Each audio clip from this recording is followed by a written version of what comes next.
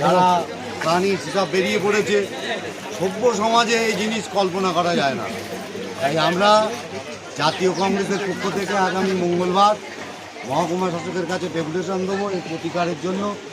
জলটা যাতে বেরিয়ে যায় এবং প্রতি বছর যাতে জল না জমে তার জন্য ডেপুটেশন দেব এবং তার উপযুক্ত প্রতিকারের চেষ্টা করব।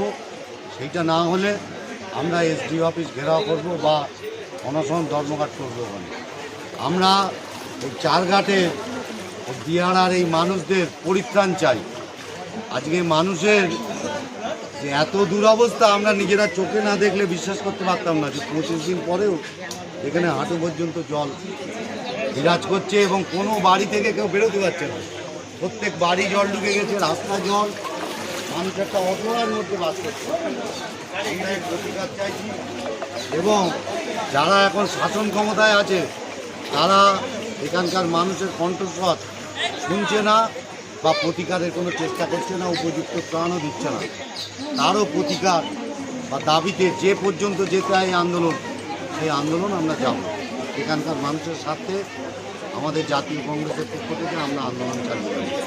ধন্যবাদ মাননীয় জেলা